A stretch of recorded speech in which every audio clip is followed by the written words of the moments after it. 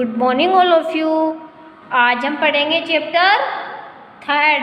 कौन सा पढ़ेंगे? Chapter third. तो आज हम शुरू करते हैं पढ़ना चैप्टर थर्ड। कल हमने क्या पढ़े थे? कल हमने सेकंड चैप्टर के क्वेश्चन आंसर पढ़े थे। क्या पढ़े थे? सेकंड चैप्टर के क्वेश्चन आंसर पढ़े थे। और आज हम क्या पढ़ेंगे? आज हम पढ़ेंगे चैप्टर थर्ड। ओके। और जिसका क्या नेम है? शब्द विचार। क्या नेम है? शब्द। क्या नेम है जिसका? शब्द विचार। तो आज हम पढ़ते हैं शब्द के बारे में। किसके बारे में पढ़ते हैं? शब्द के बारे में। शब्द क्या होते हैं? सबसे पहले हम ये देखेंगे कि शब्द होते क्या है। शब्द कहते किससे हैं? शब्द किसे कहते हैं? शब्द उसे कहते हैं वर्णों का वह समूह है जिसका कोई अर्थ हो। वर्णों का वह समूह है जिसका कोई अर्थ हो। क्या कहलाता है? वो शब्द कहलाता है। सबसे पहले हम देखते हैं कि शब्द क्या होते हैं। शब्द वो होते हैं, शब्द वर्णों का वह समूह होता है जिसका कोई अर्थ निकलता हो। जिसका कोई अर्थ निकलता हो। शब्द किससे बनते हैं? शब्द वर्णों से बनते हैं। किससे बनते हैं? वर्णों से बनते हैं। जैसे बू, ये क्या है? एक वर्ण है। ये क्या है? एक वर्ण। और ये क्या है? एक वर्ण। इससे क्या बन गया? एक शब्द बन गया। ये क्या है? एक शब्द है। किससे बना? ये वर्णों से बना है। किससे बना है? वर्णों से। सु क्या है? एक वर्ण। रे क्या है? एक वर्ण। ज क्या है? एक वर्ण। इससे क्या बना? एक शब्द बना। क्या बना? एक शब्द बना।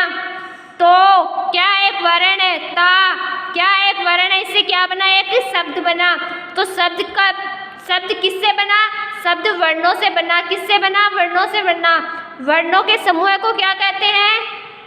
शब्द कहते हैं। वर्णों का समूह क्या कहलाता है? शब्द कहलाता है। ये वर्ण है, इसका ये समूह हो गया। ये क्या कहलाता है? शब्द कहलाता है। जिसका कोई अर्थ निकलता हो। वर्णों का वह समूह है जिसका कोई अर्थ निकलता हो। क्या कहलाते हैं? शब्द कहलाते हैं। ओके। ऊपर दिए गए शब्दों की रचना वर्णों से मिलकर हुई है। ऊपर दिए गए शब्दों की रचना किससे मिलकर हुई है? वर्णों से मिलकर हुई है। जब हम तीन वर्णों क, म, ल को मिलाकर लिखते हैं तो कमल शब्द बनता है। क्या बनता है? कमल एक शब्द बनता है। किससे बनता है? शब्द वर्णों से बनता है। कितने वर्णों से बना है कमल शब्द? 3 वर्णों से बना है। तो शब्द वर्णों से बनता है। इसी तरह सभी शब्दों की रचना वर्णों के मेल से होती है। किससे होती है? वर्णों के मेल से होती है। इसी तरह सभी शब्दों की रचना वर्णों के मेल से होती है। परंतु यह बात ध्यान रखने की है कि वर्णों का मेल सार्थक होना चाहिए। क्या होना चाहिए? सार्थक होना चाहिए। सार्थक क्या होता है? सार्थक वो होता है जिन शब्दों का कोई ना कोई अर्थ हो। क्या होता है? सार्थक होता है। अतः तो परंतु यह बात रखने की है कि वर्णों का मेल क्या होना चाहिए? सार्थक होना चाहिए। सार्थक मतलब जिनका कोई अर्थ हो, वो क्या होता है? सार्थक होता है। तो ऐसे वर्ण होने चाहिए। वर्णों का ऐसा समूह है जिसका कोई अर्थ हो। वर्णों का वह समूह है जिसका कोई अर्थ हो। जिसका कोई अर्थ हो। क्या होते हैं? वो शब्द होते हैं। ओके। अब हम देखते हैं ऊपर दिए गए शब्दों की रचना वर्णों से मिलकर हुई है। जब हम 3 वर्णों क, म, ल को मिलाकर लिखते हैं तो कमल शब्द बनता है। क्या बनता है? कमल शब्द बनता है। इसी तरह सभी शब्दों की रचना वर्णों के मेल से होती है। परंतु यह बात ध्यान रखने की है कि वर्णों के मेल सार्थक होना चाहिए। क्या होना चाहिए? वर्णों का मेल सार्थक होना चाहिए। मैं ल का मेल करने पर मलक शब्द बनता है जिसका कोई अर्थ नहीं होता। वो निर्थक शब्द होते हैं। सार्थक शब्द कौन से होते हैं? सार्थक शब्द वो होते हैं जिनका कोई अर्थ होता है। क्या होता है? अर्थ होता है। शब्द किसे कहते हैं? शब्द सार्थक शब्द को कहते हैं। सार्थक शब्द वर्णों का वह समूह है जिसका कोई अर्थ हो। क्या कहलाता है? शब्द कहलाता है। ध्यान दीजिए, 2 या 2 से अधिक वर्णों का सार्थक मेल शब्द कहलाता है। 2 या 2 से अधिक वर्णों का सार्थक मेल क्या कहलाता है? शब्द कहलाता है। शब्दों के कई आधार पर बांटा गया। अर्थ के आधार पर। अतः अर्थ के आधार पर शब्द 2 प्रकार के होते हैं। अब हम पढ़ते हैं अर्थ के आधार पर शब्द। अर्थ के आधार पर शब्द 2 प्रकार के होते हैं। पहला सार्थक शब्द, दूसरा निर्थक शब्द। सार्थक शब्द कौन से होते हैं? जिन शब्दों का कोई ना कोई अर्थ होता है वे सार्थक शब्द कहलाते हैं। जिन शब्दों का कोई ना कोई अर्थ होता है वे क्या कहलाते हैं? सार्थक शब्द कहलाते हैं। जैसे दूध, रोटी, डंडा, ममता आदि। ये क्या है? ये ऐसे शब्द है जिनका अर्थ होता है, जिनका क्या होता है? अर्थ होता है। यही क्या कहलाते हैं? सार्थक शब्द कहलाते हैं। निर्थक शब्द, जिन शब्दों का कोई अर्थ नहीं होता वे निर्थक शब्द कहलाते हैं। जिन शब्दों का कोई अर्थ नहीं होता वे निर्थक शब्द कहलाते हैं। जैसे दद्दू, टीरो, डांड, तामम आदि। इनका क्या नहीं होता? कोई अर्थ नहीं होता। अच्छा, ये क्या कहलाते हैं? निर्थक शब्द कहलाते हैं। अब हमको ये देखना है कि सार्थक शब्द कौन से होते हैं, निर्थक शब्द कौन से होते हैं। सार्थक शब्द वो होते हैं जिनका कोई अर्थ होता है, जिनका कोई अर्थ निकलता है, वो क्या होते हैं? सार्थक शब्द होते हैं। निर्थक शब्द वो होते हैं जिनका कोई अर्थ नहीं निकलता, वो क्या होते हैं? निर्थक शब्द होते हैं। ओके, अब हम देखते हैं उत्पत्ति के आधार पर। अब हम किन के आधार पर देखते हैं? शब्द के प्रकार। उत्पत्ति के आधार पर शब्द कितने प्रकार के होते हैं? उत्पत्ति के आधार पर शब्द 4 प्रकार के होते हैं। कितने प्रकार के होते हैं? 4 प्रकार के। ओके, तो हम देखते हैं उसकी उत्पत्ति के आधार पर शब्द कौन कौन से होते हैं। उत्पत्ति के आधार पर शब्द तत्सम शब्द, तद्भव शब्द, देशज शब्द, विदेशी शब्द। कौन कौन से होते हैं? तद्भव, तत्सम, तद्भव, देशज, विदेशी। ओके, तो हम सबसे पहले तत्सम शब्द के बारे में देखते हैं। संस्कृत से ज्यों के त्यों हिंदी में आए शब्द तत्सम शब्द कहलाते हैं। संस्कृत से ज्यों के त्यों हिंदी में आए शब्द क्या कहलाते हैं? तत्सम शब्द कहलाते हैं। जैसे जल, पुष्प, पुत्र, करण आदि। ये किससे आए हैं? संस्कृत से आए हैं। ओके, अब हम देखते हैं तद्भव शब्द। संस्कृत से हिंदी में आए शब्द जिनमें कदाचित परिवर्तन हो गया तद्भव शब्द कहलाते हैं। क्या कहलाते हैं?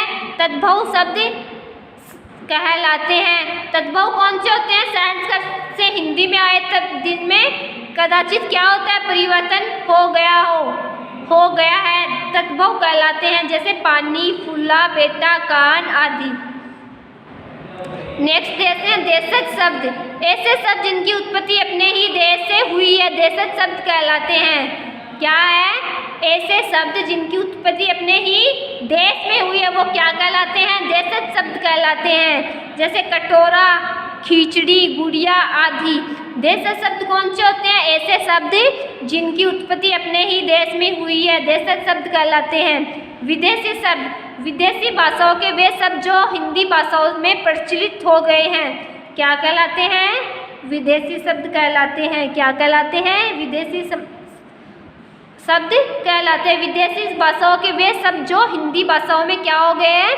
प्रचलित हो गए हैं। क्या कहलाते हैं? विदेशी शब्द कहलाते हैं। जैसे मास्टर, चम्मच, मुक्त आदि। ये कौन से शब्द है? ये वो शब्द है, ये विदेशी भाषाओं के वे शब्द हैं जो हिंदी भाषाओं में प्रचलित हो गए हैं। क्या कहलाते हैं? ये विदेशी शब्द कहलाते हैं। ओके, नेक्स्ट देखते हैं हम प्रयोग के आधार पर शब्द। किसके आधार पर देखते हैं? प्रयोग के आधार पर। प्रयोग के आधार पर शब्द कितने प्रकार के होते हैं? प्रयोग के आधार पर शब्द 2 प्रकार के होते हैं, विकारी शब्द और अविकारी शब्द। कौन कौन से होते हैं? विकारी और अविकारी शब्द। विकारी शब्द ऐसे शब्द जिनके रूप में लिंग, वचन, कारक आदि के अनुसार परिवर्तन हो विकारी शब्द कहलाते हैं। विकारी शब्द कौन से कहलाते हैं? ऐसे शब्द जिनके रूप में लिंग, वचन, कारक आदि के आधार पर परिवर्तन हो क्या कहलाते हैं? विकारी शब्द कहलाते हैं। जैसे लड़का खेल रहा है, लड़की खेल रही है। ऊपर लिंग में परिवर्तन होने के कारण लड़का, लड़की तथा रहा, रही शब्दों में परिवर्तन आ गया है, अतः ये विकारी शब्द है। ये क्या है? विकारी शब्द। विकारी शब्द 4 प्रकार के होते हैं, संज्ञा, सर्वनाम, विशेषण और क्रिया। विकारी शब्द कितने प्रकार के होते हैं? विकारी शब्द 4 प्रकार के होते हैं, संज्ञा, सर्वनाम, विशेषण और क्रिया। अब हम देखते हैं अविकारी शब्द। ऐसे शब्द जिनके रूप में लिंग, वचन, कारक आदि के अनुसार कोई परिवर्तन नहीं आता है क्या कहलाते हैं? अविकारी शब्द कहलाते हैं। क्या कहलाते हैं? अविकारी शब्द कहलाते हैं। विकारी शब्द में क्या होता है? विकारी शब्द में लिंग, वचन, कारक आदि के अनुसार परिवर्तन होता है और अविकारी में परिवर्तन, इनके आधार पर परिवर्तन नहीं होता है, इनके रूप में परिवर्तन नहीं होता। ये क्या कहलाते हैं? अविकारी शब्द कहलाते हैं। इन्हें अव्यय भी कहते हैं, जैसे ऊपर, धीरे धीरे, कठिन आदि। अविकारी शब्द में ही 4 प्रकार के होते हैं। क्रिया विशेषण क्रिया विशेषण, संबंध बोधक विशेषण, समुच्चय बोधक, विषमयादि बोधक। ये क्या है? अविकारी के प्रकार है। नेक्स्ट देखते हैं हम रचना के आधार पर।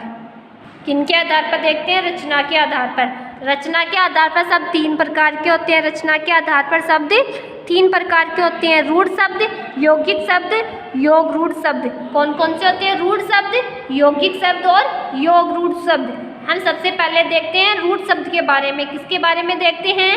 रूढ़ शब्द के बारे में। जिन शब्दों के टुकड़े करने पर टुकड़ों का कोई अर्थ नहीं निकलता, जिन शब्दों के टुकड़े करने पर टुकड़ों का कोई अर्थ नहीं निकलता, वे रूढ़ शब्द कहलाते हैं। पानी, चित्तर, मकान आदि। जिन शब्दों के टुकड़े करने पर टुकड़ों का कोई अर्थ नहीं निकलता, वे क्या कहलाते हैं? रूढ़ शब्द कहलाते हैं। ओके। यौगिक शब्द, जो शब्द 2 शब्दों के योग से बनते हैं और उनमें से प्रत्येक शब्द का कोई अर्थ निकलता है, क्या कहलाते हैं? यौगिक शब्द कहलाते हैं। यौगिक शब्द कौन से होते हैं? जो शब्द 2 शब्दों के योग से बनते हैं और उनमें से प्रत्येक शब्द का कोई अर्थ निकलता हो। दोनों शब्द का क्या निकलता है? अर्थ निकलता है। क्या कहलाते हैं? यौगिक शब्द कहलाते हैं। जैसे लाल किला, लाल का भी अर्थ निकल रहा है और किला का भी अर्थ निकल रहा है। चिड़ियाघर, चिड़िया का भी अर्थ निकल रहा है और घर का भी अर्थ निकल रहा है। कुतुब मीनार, कुतुब का भी अर्थ निकल रहा है और मीनार का भी अर्थ निकल रहा है आदि। योगारूढ़ शब्द, जो शब्द 2 शब्द के योग से तो बने लेकिन उनका एक विशेष अर्थ निकलता है, उन्हें योगारूढ़ शब्द कहलाते हैं। क्या कौन से होते हैं योगारूढ़ शब्द? जो शब्द 2 शब्दों के योग से तो बने हैं लेकिन उनका एक विशेष अर्थ निकलता, उन्हें योगारूढ़ शब्द कहलाते हैं। और रूढ़ शब्द कौन से होते हैं? जिन शब्दों के टुकड़े करने पर टुकड़ों का कोई अर्थ नहीं निकलता, वे रूढ़ शब्द कहलाते हैं। ओके। और योगारूढ़, जो शब्द 2 शब्दों के योग से तो बने लेकिन उनका एक विशेष अर्थ निकलता, उन्हें योगारूढ़ शब्द कहते हैं। यौगिक, जो शब्द 2 शब्दों के योग से बनते हैं और उनमें से प्रत्येक शब्द का कोई अर्थ निकलता है, यौगिक कहलाते हैं। जलज, जल प्लस जय, जल में उत्पन्न। जल में उत्पन्न क्या होते हैं? कमल। जलज। पीताम्बर, पित्त अंबर, पीले वस्त्र वाला क्या होता है? श्रीकृष्ण, जिसका कोई अर्थ निकल रहा है ना इसका अर्थ। चारपाई, 4 पैरों वाली खाट क्या होती है? 4 किसमें आती है? योगारूढ़ में। 4 पैरों वाली खाट होती है। ओके। तो आज हमने क्या पढ़ा? आज हमने पढ़े हैं शब्द। किसके बारे में पढ़ा? आज हमने शब्द के बारे में पढ़ा है। शब्द क्या होते हैं?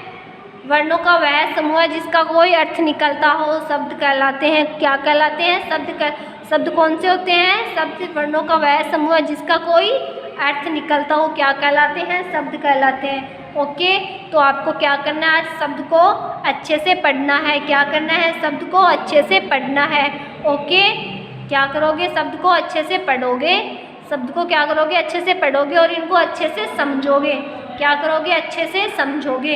ओके। इस चैप्टर को अच्छे से पढ़ोगे और अच्छे से समझोगे। ओके बच्चों। ओके बच्चों, आज के लिए इतना ही काफ़ी है। कल हम करेंगे इस चैप्टर के question answer. Okay. Thank you बच्चों।